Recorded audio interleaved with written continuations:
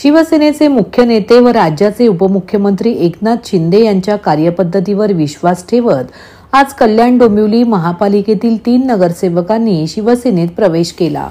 कल्याण ग्रामीण तालुका प्रमुख मुकेश पाटील, तालुका प्रमुख प्रकाश म्हात्रे, उबाटाच्या नगरसेविका प्रेमा म्हात्रे आणि नगरसेविका प्रमिला पाटील, संघर्ष समितीच्या नगरसेविका शैलजा भोईर, कोळेगावचे सरपंच राष्ट्रवादी काँग्रेसचे लालचंद भोईर, सरपंच सुनील भोईर, गुरुनाथ जाधव यांच्यासह शेकडो पदाधिकारी आणि कार्यकर्त्यांनी आज उपमुख्यमंत्री शिंदे यांच्या उपस्थितीत शिवसेनेत प्रवेश केला। ठाण्यात झालेल्या पक्षप्रवेश सोहळ्यात आमदार राजेश मोरे, शिवसेना सचिव राम रेपाळे, कल्याण जिल्हा प्रमुख गोपाळ लांडगे आदी उपस्थित होते। उपमुख्यमंत्री शिंदे म्हणाले की अनेक वर्षापासून शिवसेनेचे कार्यकर्ते आणि पदाधिकाऱ्यांशी कौटुंबिक नाते प्रत्येक जण जपत होता। खासदार डॉक्टर श्रीकांत शिंदे यांच्या मतदारसंघात हे पदाधिकारी काम करतात। आज वारकरी संप्रदायाचे देखील लोक शिवसेनेत सहभागी झाले असल्याचे उपमुख्यमंत्री शिंदे म्हणाले। आज सकाराम पाटील, गजानन मांगरुळकर, संजय गायकर, धारिवलीचे उपसरपंच रमेश पाटील, ग्रामपंचायत सदस्य समीर पाटील, गौरव ठाकूर, छाया काळे, वारकरी संप्रदाय अध्यक्ष सुरेश ठाकरे, उपसरपंच चंद्रकांत ठाकूर, विश्वनाथ रसाळ, हेदुटणेचे सरपंच रामदास काळण, हरिश्चंद्र मांगरुळकर यांनी शिवसेनेचा भगवा झेंडा हाती घेतला। आमदार राजेश मोरे यांच्या सोबत कल्याण ग्रामीणचे पदाधिकारी तालुका प्रमुख मुकेश पाटील, त्याचबरोबर कल्याण ग्रामीणचे तालुका प्रमुख प्रकाश पाटील आणि प्रकाश म्हात्रे, त्याचबरोबर नगरसेविका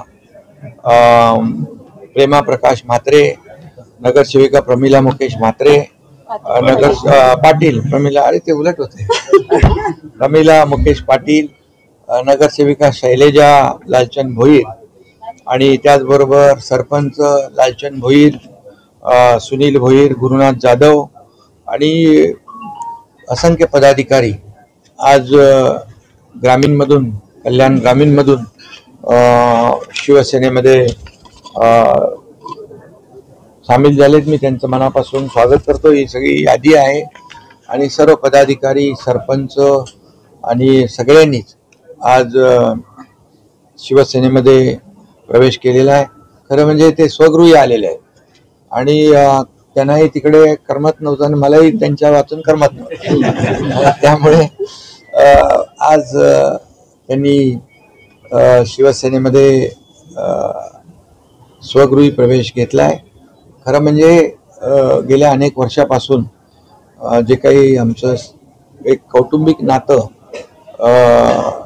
पदाधिकाऱ्याच्या व्यतिरिक्त एक कौटुंबिक पारिवारिक नातं जे होतं ते खऱ्या अर्थाने गेल्या अनेक वर्षापासून प्रत्येकजण जपत होता आणि म्हणून खासदार डॉक्टर श्रीकांत शिंदे यांच्या मतदारसंघामध्ये हे सर्व पदाधिकारी काम करतात। आज मी त्यांचं मनापासून या ठिकाणी स्वागत करतो। वारकरी संप्रदायाचे देखील पदाधिकारी इकडे आले आणि वारकरी संप्रदाय देखील मोठ्या प्रमाणावर कल्याण ग्रामीणमध्ये आहे। मला वाटतं हा एक चांगला निर्णय त्यांनी घेतला आहे आणि मी त्यांचं अभिनंदन करतो, मी त्यांचं स्वागत करतो।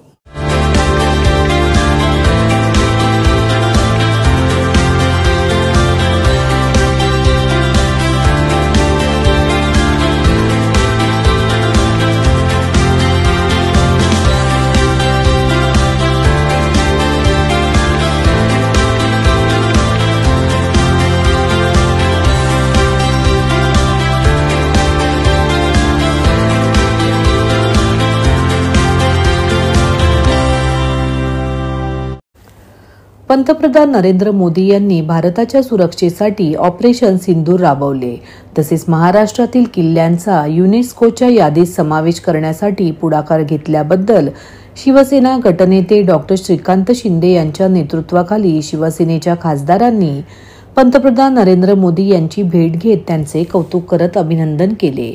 उपराष्ट्रपती पदाच्या निवडणुकीसाठीही यावेळी शुभेच्छा दिल्या।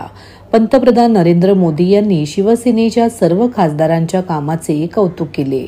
शिवसेनेच्या शिष्टमंडळात गटनेते डॉक्टर श्रीकांत शिंदे, प्रवक्ते खासदार नरेश मस्के यांच्यासह खासदार श्रीरंग बारणे, धैर्यशील माने, रवींद्र वायकर, मिलिंद देवरा, प्रतापराव जाधव आदी उपस्थित होते।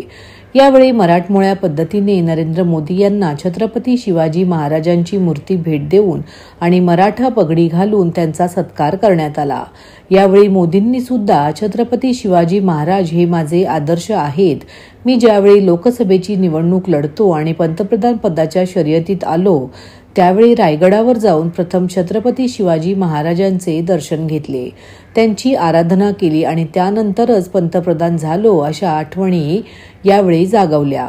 आज प्रत्येक भारतीय आणि विशेषतः महाराष्ट्र राज्यातील प्रत्येक नागरिक अभिमान आणि भावनांनी भरलेला आहे। तुमच्या अथक प्रयत्नांमुळे आणि दूरदर्शी नेतृत्वामुळे पॅरिस येथे झालेल्या जागतिक वारसा समितीच्या 47व्या अधिवेशनात एक ऐतिहासिक निर्णय घेण्यात आला, जिथे 20 पैकी 18 देशांनी भारताच्या प्रस्तावाला पाठिंबा दिला। छत्रपती शिवाजी महाराजांनी स्थापन केलेले 12 किल्ले युनेस्को जागतिक वारसा यादीत समाविष्ट करण्यात आले आहेत। हे भारताचे 44वे जागतिक वारसा स्थळ आहे, ज्यामुळे आपण जगात 6व्या आणि आशिया पॅसिफिक प्रदेशात 2ऱ्या क्रमांकावर आहोत।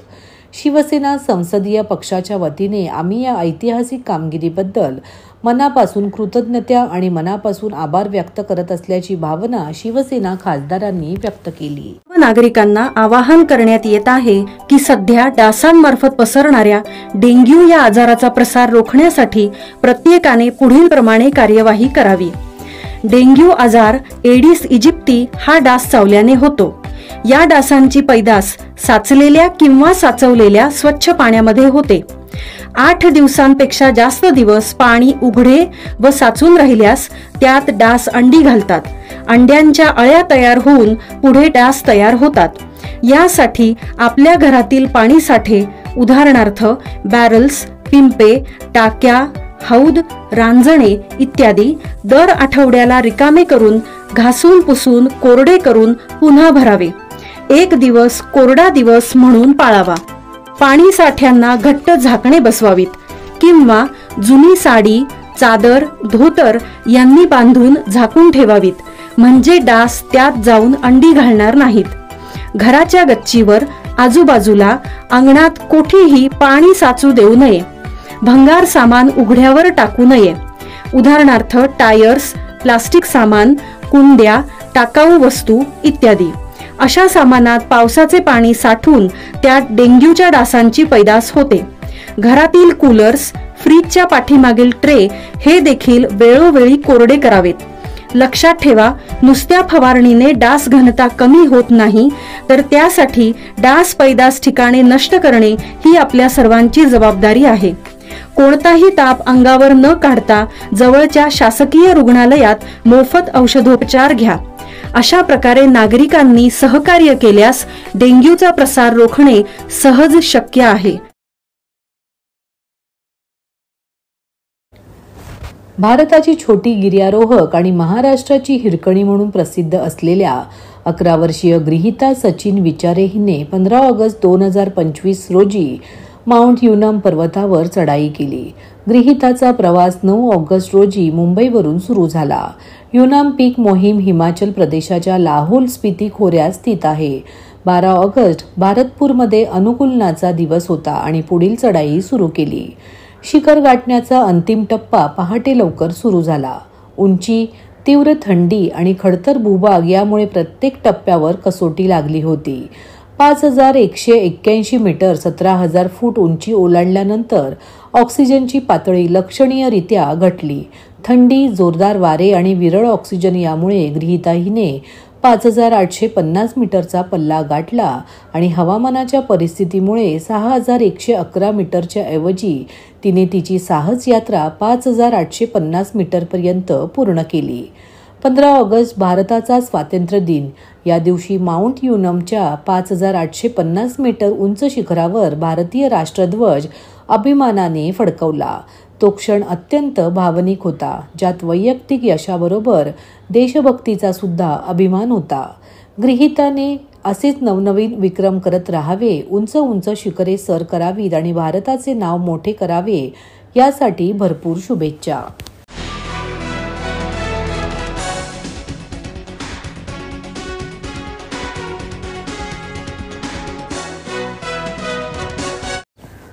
गेली 2 दिवस मुसळधार पावसाने ठाण्याला झोडपले असताना आज भर पावसात जनसेवकांचा जनसंवाद कार्यक्रमात सुमारे 150 नागरिकांनी उपस्थित राहून प्रश्न मांडले।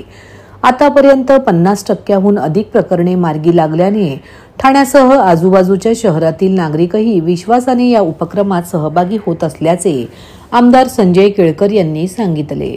भाजपच्या खोपट येथील कार्यालयात आमदार संजय केळकर यांच्या अध्यक्षतेखाली जनसेवकांचा जनसंवाद हा उपक्रम पार पडला। यावेळी मुसळधार पाऊस असूनही सुमारे 150 नागरिकांनी उपस्थित राहून प्रश्न मांडले। यात वारसा हक्काचे प्रश्न, पुनर्विकास योजनेतील फसवणूक, महापालिकेतील विविध विभागांमधील कामगारांच्या प्रश्नांचा समावेश होता। यातील काही प्रश्न केळकर यांनी संबंधित अधिकाऱ्यांशी फोनवर चर्चा करून जागीच सोडवले। त्यामुळे त्यांच्या चेहऱ्यावर समाधान झळकत होते। यावेळी ठाणे शहरातील 5 विभागातून पाणी टंचाईच्या समस्या घेऊन नागरिक उपस्थित राहिले होते। केळकर यांनी तत्काळ संबंधित अधिकाऱ्यांशी फोनवर चर्चा केली। हे अधिकारी त्या विभागात बुधवारी भेट देणार असून प्रत्यक्ष तपासणी करतील आणि त्यावर उपाययोजना करतील अशी माहिती केळकर यांनी दिली। यावेळी आमदार ॲडव्होकेट निरंजन डावखरे, ठाणे जिल्हा हाऊसिंग फेडरेशनचे अध्यक्ष सीताराम राणे, विकास पाटील हे देखील उपस्थित होते। कैलासवासी रामभाऊ म्हाळगी यांच्या काळापासून सुरू असलेल्या जनसंवादाचा उपक्रम आम्ही आजतागायत सुरू ठेवला आहे। लोकसहभाग, लोकचळवळ आणि लोककल्याण या त्रिसूत्रीवर आम्ही काम करत आहोत। काही प्रश्न जागीच सोडवण्यात येत असून काही प्रश्न सोडवण्यासाठी सातत्यपूर्ण पाठपुरावा करत असल्याचे संजय केळकर म्हणाले। आज एवढा धोधो पाऊस पडताना देखील जवळजवळ 125 ते 150 नागरिक जे आहेत ते या जनसंवादाला आले होते। अगदी नोकर भरती जी महापालिकेमध्ये आहे निरनिराळ्या भागामध्ये, किंवा सफाई कामगारांच्या वारसा हक्काचा आहे, प्रसारिका ज्या आरोग्य खात्यामध्ये काम करणारे आहेत, निरनिराळ्या ठिकाणी जे ऑपरेटर्स काम करणारे आहेत, अशा अनेक जणांच्या ज्या समस्या आहेत त्या समस्या घेऊन लोक आले होते। काही पुनर्वसनाच्या फसवणुकीच्या केसेस होत्या, काही पोलीस स्टेशनच्या संबंधी होत्या आणि सर्व भागामधनं या लोकांना न्याय देण्याचं काम आम्ही आता गेली 6 महिने हा जनसंवाद कार्यक्रम करतोय। बऱ्याच प्रमाणामध्ये त्यांचे प्रश्न देखील ऑन दी स्पॉट संबंधितांशी बोलल्यामुळे आणि त्याचा फॉलोअप देखील करत असल्यामुळे सुटतात। आणि केवळ ठाण्यातूनच नाही तर ठाण्याच्या बाहेरून देखील खूप मोठ्या प्रमाणामध्ये त्यामुळे लोक येतात। आमचं हे काम आहे, रामभाऊ म्हाळगींच्यापासून हे काम जे आहे ते आम्ही करत आलेले आहोत आणि त्यांचाच आदर्श डोळ्यासमोर ठेवून हा जनसंवादाचा कार्यक्रम हा पुढच्या काळामध्ये देखील चालू राहणार। या कार्यक्रमामध्ये पाण्याच्या समस्येच्या विषयी आपल्याला पाण्याच्या जवळजवळ 5 विभागामधनं समस्या आल्या आणि दर सोमवार शुक्रवार पाण्याच्या संबंधामध्ये आम्ही निरनिराळ्या भागातल्या समस्या सोडवत असतो। अनेकांच्या समस्या सुटलेल्या देखील आहेत, पण या 5 विभागाच्या समस्यांच्या करता आता बुधवारी संबंधित अधिकारी त्या भागामधले तिकडे भेट देतील आणि काय नेमकं तिथे अडचण निर्माण झालेली आहे, का पाणी पोचत नाही आहे किंवा फोर्स नाही आहे का, काही गडबड आहे त्या वाहिनीमध्ये, हे प्रत्यक्ष तपासणी करून आणि मग शुक्रवारी ते सांगतील। आणि मला वाटते अशा पद्धतीनेच सहकार्यातून, समन्वयातून आणि वेळ पडली तर संघर्षातून जनतेचे प्रश्न सोडवणं हा आमचा मुख्य अजेंडा असणार। संवाद कार्यक्रम सुरू झाल्यापासून मला सांगायला आनंद वाटतो, समाधान वाटतं की फॉलोअप केला तर प्रश्न सुटत असतात आणि 50%पेक्षा जास्ती लोकांचे विषय जे आहेत ते आतापर्यंत कंप्लीट मार्गी लागलेले आहेत। मला वाटतं म्हणूनच एक दुसऱ्याला सांगितलं जातं आणि त्याच्यामुळे तर मुंबईचीही काही वेळेला लोक येतात, या सगळ्या ग्रामीण भागातलेही लोक येतात आणि खरं म्हणजे हेच एक समाधान आहे की त्याचा सातत्याने फॉलोअप करणं, जे अधिकारी अयोग्य पद्धतीने त्या ठिकाणी त्यांच्याकडे दुर्लक्ष करतात त्यांना ठिकाणावर आणणं